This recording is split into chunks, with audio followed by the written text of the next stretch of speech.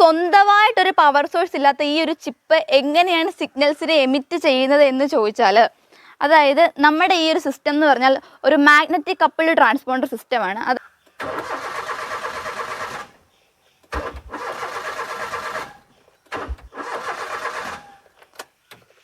ഞാൻ എൻ്റെ കീ ചെറുതായിട്ടൊന്ന് ചേഞ്ച് ചെയ്തായിരുന്നു. അപ്പോൾ നിങ്ങൾ കണ്ടു കാണും, നമ്മളൊരു ഫ്ലിപ്പ് കീ ആക്കിയായിരുന്നു. അപ്പോൾ തന്നെ ഇതാണ്ട് നമ്മൾ നോർമലി പണ്ട് ഉപയോഗിച്ചിട്ടിരുന്ന കീ ആണ് നിങ്ങൾ ഈ കണ്ടുകൊണ്ടിരിക്കുന്നത്. എനിക്കിപ്പം ഈ കീ വെച്ചിട്ട് ഡോറ് വേണമെങ്കിൽ തുറക്കാം. പിന്നെ നിങ്ങൾ ഇപ്പം ഇത്രയും കണ്ടത്രയും വേണമെങ്കിൽ ഒന്ന് ഓപ്പറേറ്റ് ചെയ്യാമെന്നല്ലാതെ വണ്ടി സ്റ്റാർട്ടാക്കി എടുത്തുകൊണ്ട് പോകാനായിട്ട് പറ്റുന്നില്ല. അപ്പം നിങ്ങൾ ഓർക്കും, എന്താണ് ഞാൻ ഓൾറെഡി ഉപയോഗിച്ചുകൊണ്ടിരുന്ന കീ വെച്ചിട്ട് ഇപ്പം എനിക്ക് എന്തുകൊണ്ട് എൻ്റെ വണ്ടി യൂസ് ചെയ്യാൻ പറ്റുന്നില്ല? അപ്പോൾ അതാണ് ഇന്ന് ഞാൻ പറയാൻ വന്നത്. കാരണം ഈ കീക്കകത്ത് ഒളിഞ്ഞിരിക്കുന്ന കുറച്ച് രഹസ്യങ്ങളുണ്ട്. ആ രഹസ്യം അറിയാവുന്നൊരു ഈ വീഡിയോ കണ്ട നിർബന്ധമില്ല.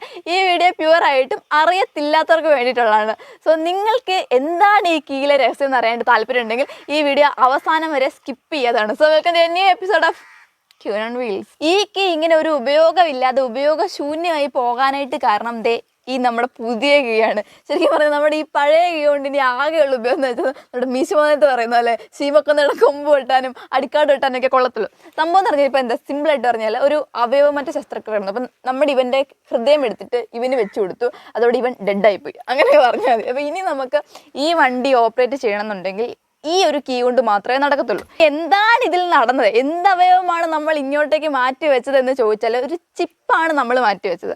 അപ്പോൾ ആ ചിപ്പ് തന്നെയാണ് നമ്മുടെ ഓരോ കീയിലും ഒളിഞ്ഞിരിക്കുന്ന രഹസ്യം എന്ന് ഞാൻ പറഞ്ഞത്. അപ്പോൾ സംഭവം ഇത്രേ ഉള്ളൂ.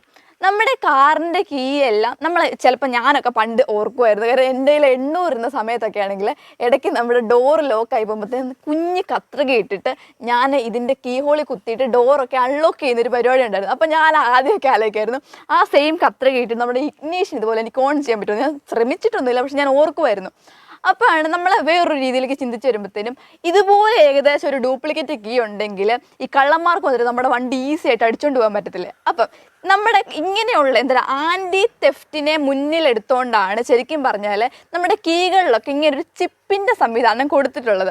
ഇനി എന്താണ് ഈ ചിപ്പും കൊണ്ടുള്ള ഉപയോഗം എന്ന് ചോദിച്ചാൽ, നമ്മുടെ ഈ ചിപ്പിനകത്തൊക്കെ ഒരു സിഗ്നൽസ് കാണും, ഓരോ സിഗ്നൽസ് കാണും.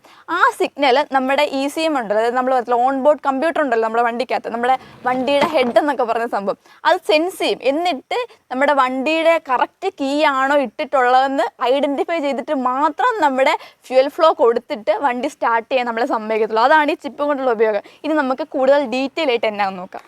അപ്പം ഇങ്ങനെ ചിപ്പുള്ള കീകളെ നമ്മൾ സിമ്പിളായിട്ട് ചിപ്പ് കീ അഥവാ ട്രാൻസ്പോണ്ടർ കീ എന്ന് പറയും. ഇപ്പോൾ ട്രാൻസ്പോണ്ടർ കീ എന്ന് പറയുമ്പോൾ അതിന് വലിയ സംഭവമായിട്ടൊന്നും ഓർക്കണ്ട. അതായത് ഓൾറെഡി ഉള്ള 2 വാക്കുകളെ എടുത്തിട്ട് കമ്പൈൻ ചെയ്തിട്ട് പുതിയൊരു വാക്കുണ്ടാക്കി. ആ 2 വാക്കുകൾ എന്ന് പറഞ്ഞാൽ ട്രാൻസ്മിറ്റർ പ്ലസ് റിസീവർ. അതായത് ഞാൻ പറഞ്ഞല്ലോ, ഒരു റേഡിയോ സിഗ്നലാണ് ഇവർ മാച്ച് ചെയ്ത് നോക്കുന്നത്. അപ്പം ആ ഒരു സിഗ്നലിനെ മാച്ച് ചെയ്യണമെന്നുണ്ടെങ്കിൽ അങ്ങോട്ട് കൊടുത്തിട്ട് ഇങ്ങോട്ട് മേടിച്ചാലല്ലേ രണ്ടും കൂടെ നമുക്ക് മാച്ച് ചെയ്യാൻ പറ്റും. അതുകൊണ്ടാണ് കേട്ടോ ഇങ്ങനെ പേരിട്ടുള്ളത്.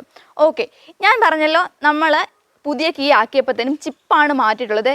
നമ്മുടെ പഴയ താക്കോലിൻ്റെ ഹെഡിനുള്ളിൽ ഇവിടെയായിട്ടായിരുന്നു ആ ചിപ്പ് ഇരുന്നത്. അപ്പോൾ താക്കോലിനകത്തിരിക്കുന്നതുകൊണ്ട് തന്നെ നമുക്കറിയാം ഇതിന് പ്രത്യേകിച്ച് ഈ താക്കോലിന് പവർ സോഴ്സ് ഒന്നുമില്ല, ഇതിൻ്റേതായിട്ടുള്ള പവർ സോഴ്സ് ഒന്നുമില്ല. അതുകൊണ്ട് തന്നെ നമ്മൾ ഓർക്കും ഇതിനകത്തിരിക്കുന്ന ഒരു ചിപ്പ് എങ്ങനെയാണ് ഒരു സിഗ്നലിൽ ഇങ്ങനെ അങ്ങോട്ടേക്ക് വിടുന്നത് മാച്ച് ചെയ്യാനായിട്ട്. സംഭവം എന്നാന്ന് വെച്ചാൽ, ഇതിനകത്ത് നമ്മൾ ഈ ചിപ്പിനെ വേണമെങ്കിൽ നമുക്ക് റേഡിയോ ഫ്രീക്വൻസി ഐഡൻറ്റിഫിക്കേഷൻ ചിപ്പെന്നോ ഡിവൈസ് എന്നോ എന്ത് വേണമെങ്കിലും വിളിക്കാം. അതായത് അങ്ങനെയുള്ളൊരു റേഡിയോ ഫ്രീക്വൻസി സംഭവമാണ്, സിഗ്നൽസാണ് ഇവർ അങ്ങോട്ടേക്ക് മാച്ച് ചെയ്യുന്നത്. ഏകദേശം നമ്മുടെ ഫാസ്ടാഗിൻ്റെ നമ്മൾ അതുവഴി ടോളിലൂടെ കടന്നു പോകുമ്പോഴത്തേനും അവർ സെൻസ് ചെയ്യുന്ന സംഭവം. അപ്പം ഞാൻ പറഞ്ഞു വന്നത് ഇതിൻ്റേതായിട്ടുള്ള ഒരു പവർ സോഴ്സ് ഇല്ല. അതുകൊണ്ട് തന്നെ നമ്മൾ ഈ ചിപ്പുകളെ നമ്മൾ വിളിക്കുന്ന ഇതിൻ്റെ മെമ്മറി എന്ന് പറഞ്ഞാൽ, ഞാൻ പറഞ്ഞല്ലോ ഒരു സിഗ്നൽ ഇതിനകത്ത് സ്റ്റോർ ചെയ്യണം, ഒരു കോഡ് സ്റ്റോർ ചെയ്യണം.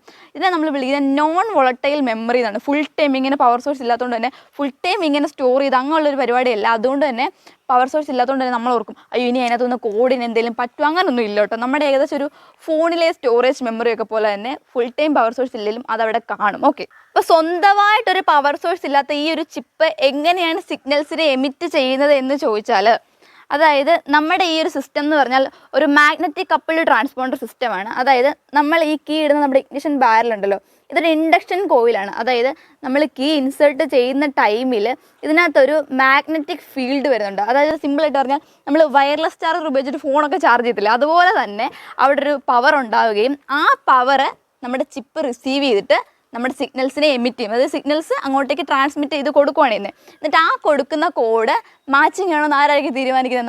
നമ്മുടെ വാഹനത്തിൻ്റെ എഞ്ചിൻ്റെ ഹെഡായിട്ടുള്ള നമ്മുടെ ECM അഥവാ ECU അതിനെ ഒന്ന് അങ്ങോട്ടേക്കിട്ട് മാച്ച് ചെയ്ത് നോക്കും.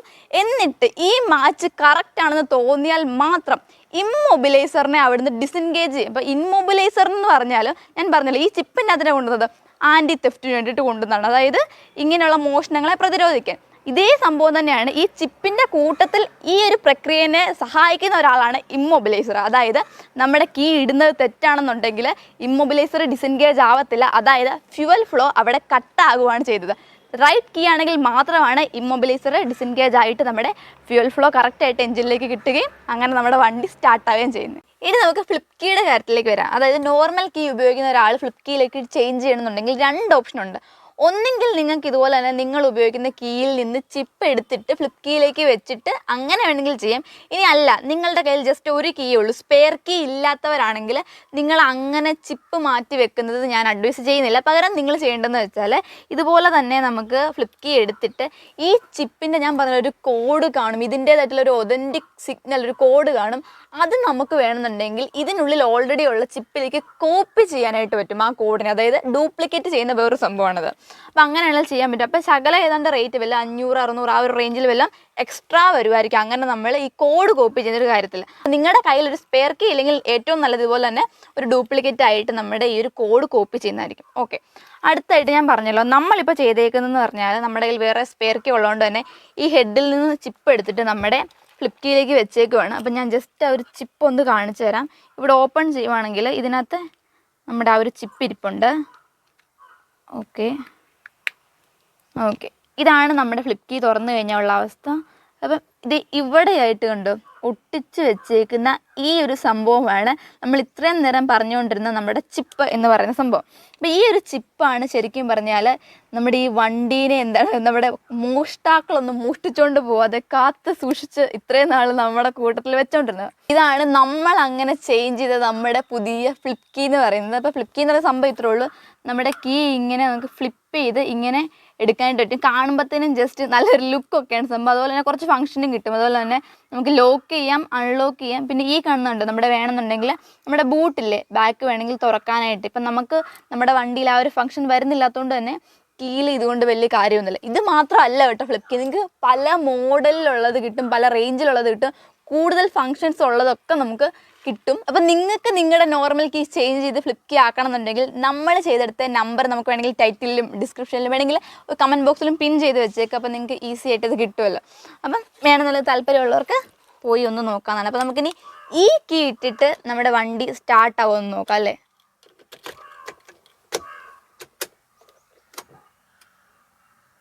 നമ്മുടെ ചിപ്പ് വർക്കിംഗ് ആണെന്നറിയാം. സിമ്പിൾ. അതായത് ഇപ്പോൾ സംഭവിച്ചതെന്ന് പറഞ്ഞാൽ ഞാൻ ഇത്രയും നേരം നിങ്ങളോട് പറഞ്ഞുകൊണ്ടിരുന്ന കാര്യങ്ങളാണ് ഇപ്പോൾ സംഭവിച്ചത്.